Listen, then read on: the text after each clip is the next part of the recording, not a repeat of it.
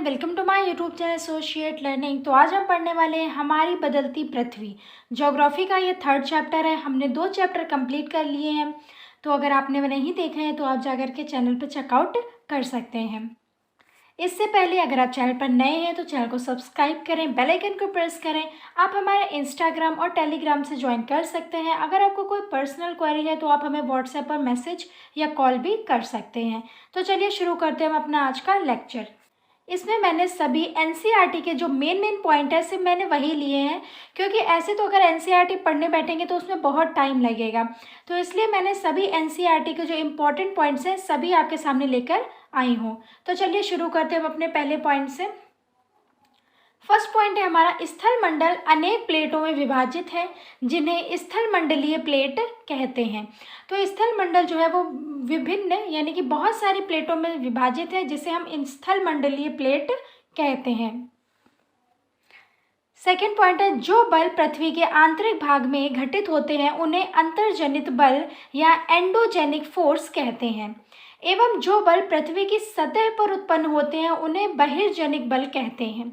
देखिए आप डिफरेंस कर लीजिए कि अंतर्जनित बल और बहिर्जनिक बल कौन कौन से होते हैं। जो देखिए बल पृथ्वी के आंतरिक भाग में घटित होते हैं उन्हें अंतर्जनित बल कहते हैं, और जो बल पृथ्वी की सतह पर उत्पन्न होते हैं उन्हें बहिर्जनिक बल कहते हैं। नेक्स्ट पॉइंट है, भूकंप ज्वालामुखी जैसी आकस्मिक गति के कारण पृथ्वी की सतह पर अत्यधिक हानि होती है।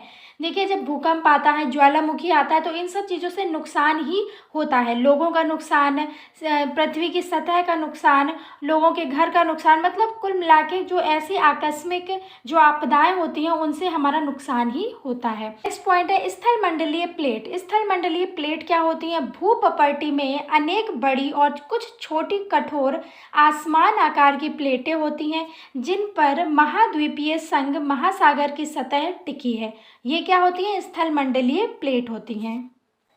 नेक्स्ट पॉइंट है, ज्वालामुखी। ज्वालामुखी भूपटल पर खुला एक ऐसा छिद्र होता है जिससे पिघले हुए पदार्थ अचानक निकलते हैं। तो ये क्या होता है? ज्वालामुखी, ये आप देख रहे हैं फोटो में, ये अचानक से ये क्या करते हैं? ये बहने लगते हैं। ठीक है, तो ये खुला छिद्र होता है भूपटल पर। जो छिद्र होता है वो जब पिघल जाता है तो वो अचानक से क्या होता है? बाहर निकलने लगता है ऐसे। ठीक है, उसको हम क्या कहते हैं? ज्वालामुखी। नेक्स्ट पॉइंट है, भूपटल के नीचे वह स्थान जहाँ कंपन आरंभ होता है उसे उद्गम केंद्र कहलाता है। जहाँ पर भूपटल के नीचे जो ऐसा स्थान होता है जहाँ पर कंपन आरंभ होता है उसको हम उद्गम केंद्र कहते हैं। उद्गम केंद्र के भू सतह पर उसके निकटतम स्थान को अधिक केंद्र यानी एपिसेंटर कहते हैं। अब उद्गम केंद्र क्या होता है ये भी जाना जरूरी है। तो उद्गम केंद्र वह स्थान जहाँ भूकंप उत्पन्न होता है, भूकंपीय ऊर्जा का उद्गम केंद्र कहलाता है। वह स्थान जहाँ पे जो भूकंप है वो उत्पन्न हुआ है, पहली बार जब भूकंप उत्पन्न हो रहा है किसी जगह से, उसको हम क्या कहते हैं? उद्गम केंद्र कहते हैं। और भूकंपीय ऊर्जा का उद्गम केंद्र कहलाता है। ये क्या होता है? ये जो भूकंपीय ऊर्जा है उद्गम केंद्र उसका सेंटर कहलाता है। ठीक है, नेक्स्ट पॉइंट है, भूकंपीय तरंगे 3 प्रकार की होती हैं। 3 प्रकार की हमारी भूकंपीय तरंगे होती हैं, पी तरंगे, एस तरंगे और एल तरंगे। पी तरंगे अथवा इसे और क्या कहते हैं? अनुदैर्ध्य तरंगे। नेक्स्ट है एस तरंगे अथवा अनुप्रस्थ पृष्ठीय तरंगे। नेक्स्ट है एल तरंगे अथवा पृष्ठीय तरंगे। तो ये 3 तरीके की भूकंपीय तरंगे होती हैं। आप लोग लिख लीजिए, अपनी कॉपी में नोट डाउन भी कर लीजिए कि 3 तरीके की भूकंपीय तरंगे होती हैं और उनके नेम क्या क्या हैं। नेक्स्ट पॉइंट है, स्थानीय लोग कुछ सामान्य तरीके से भूकंप की संभावना का अनुमान लगाते हैं।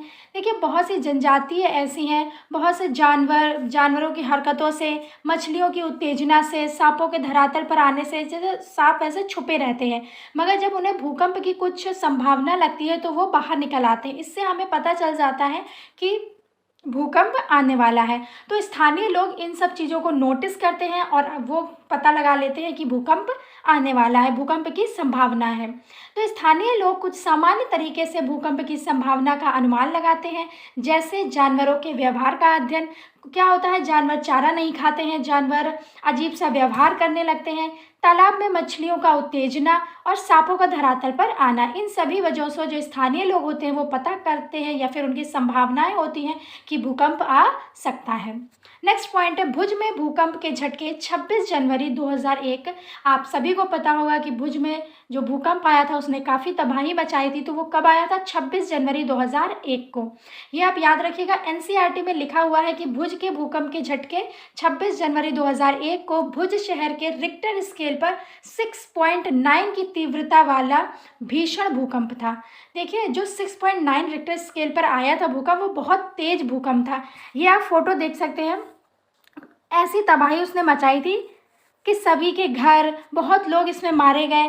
तो ये कब आया था? 26 जनवरी 2001 में, और इसका जो तीव्रता थी वो कितनी थी? 6.9। आपको ये दो चीज़ें नोट करनी है, ये कब आया था और इसकी जो तीव्रता थी वो कितनी थी। नेक्स्ट पॉइंट है, भूकंप का मापन एक यंत्र से किया जाता है जिसे भूकंप लेखी या सिस्मोग्राफ कहते हैं। ये डायग्राम आप देख रहे हैं, ये सिस्मोग्राफ का डायग्राम है। इससे हम क्या मापते हैं? भूकंप का मापन, यानी कि भूकंप की जो रिक्टर, यानी कि कितने तीव्रता से वो आ रहा है, कितनी उसकी गति है, कितना वो तेज है, ये सब हम किससे नापते हैं? सिस्मोग्राफ, यानी कि भूकंप लेखी से। डायग्राम में इसलिए लाई हूँ कि अगर आप डायग्राम देखते हैं तो आपको जल्दी से चीज़ें दिमाग में आपके क्लिक करती हैं और आपको जल्दी से याद भी होता है। नेक्स्ट पॉइंट है, भूकंप की तीव्रता रिक्टर स्केल पर मापी जाती है। जो भूकंप की तीव्रता होती है वो किस पर मापी जाती है? रिक्टर स्केल पर। सबसे पहला क्वेश्चन, जिस भूकंप की तीव्रता 2.0 अथवा उससे कम होती है उसका प्रभाव नहीं के बराबर होता है। अगर कोई भूकंप आया, उसकी जो तीव्रता है वो 2.0 है या उससे कम है, तो उस जो भूकंप है उसका कोई प्रभाव आपको नज़र नहीं आएगा। और जिस भूकंप की तीव्रता 5.0 होती है, यानी कि 5 होती है, वह वस्तुओं के गिरने से क्षति पहुंचा सकता है। तो उसमें क्या होता है कि आपकी जो वस्तुएं हैं वो गिर सकती हैं, सामान गिर सकते हैं, मगर उसमें ज़्यादा नुकसान नहीं होता है। बट जो भुज में भूकंप आया था वो रिक्टर स्केल कितना था? 6.9, यानी 7 के करीबन आया था। तो समझिए कि कितना नुकसान हुआ होगा लोगों का, उनके घरों का, बहुत ज़्यादा नुकसान हुआ था। किसमें? भुज में जब भूकंप आया था तब। और कब आया था? 26 जनवरी 2001 में। नेक्स्ट पॉइंट है, विश्व में हजारों छोटे छोटे जलप्रपात हैं। सबसे ऊंचा जलप्रपात दक्षिण अमेरिका के वेनेजुएला का एंजेला जलप्रपात है।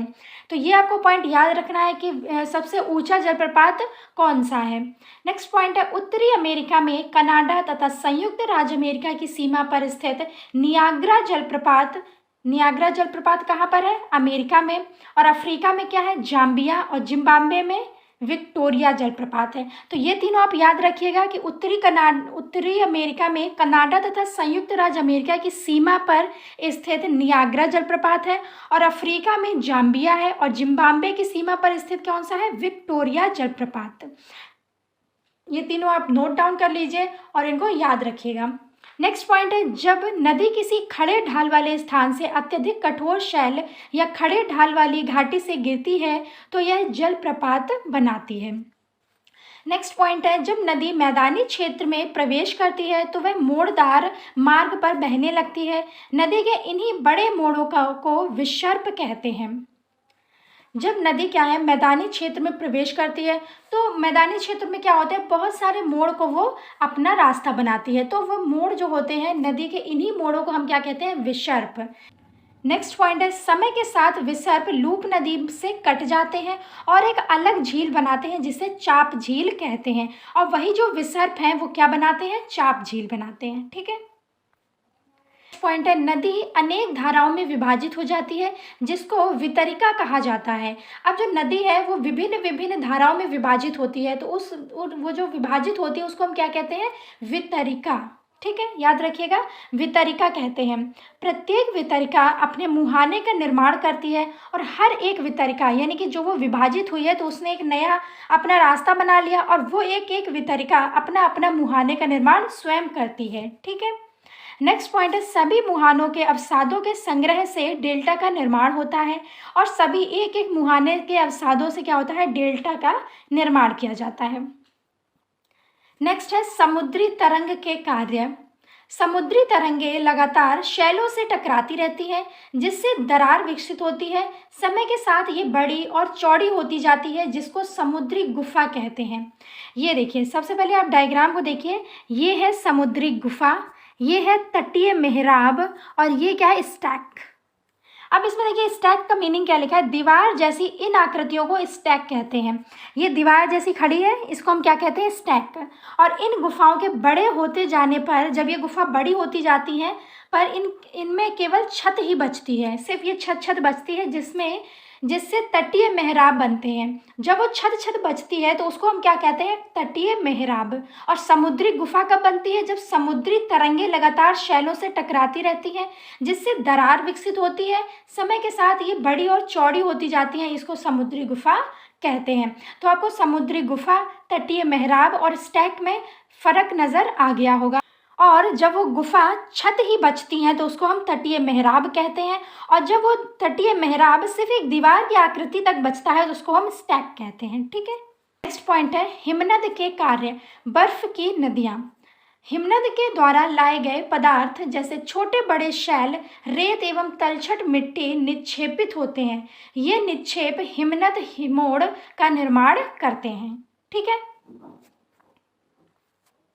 नेक्स्ट पॉइंट है पवन के कार्य। अब पवन के क्या क्या कार्य हैं, रेगिस्तान में आप छत्रक के आकार के शैल देख सकते हैं। अगर आप रेगिस्तान में कभी गए हैं तो वहाँ पे आपने छत्रक के आकार के शैल देखे होंगे, जिन्हें सामान्यतः छत्रक शैल या मशरूम रॉक कहते हैं। ये इस तरीके का होता है, ये मशरूम रॉक्स जो है वो इस तरीके दिखने में होता है, थोड़ा मशरूम की तरीके। आपने मशरूम तो देखा ही होगा, ये बिल्कुल हूबहू मशरूम की तरीके होता है। इसको हम क्या कहते हैं, छत्रक शैल या मशरूम रॉक। ठीक, आपको देख करके पता भी चल रहा होगा कि ये कैसा दिखने में है। नेक्स्ट पॉइंट है जब पवन का बहाव रुकता है तो यह रेत चित्र कर छोटी पहाड़ी बनाती है, इसको बालू टिब्बा कहते हैं।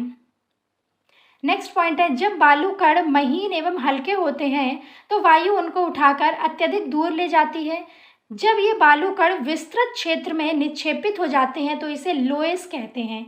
चीन में विशाल लोएस पाए जाते हैं। सबसे विशाल लोएस कहाँ पाए जाते हैं, चीन में। ये बात आप याद रखेंगे, इंपॉर्टेंट है ये।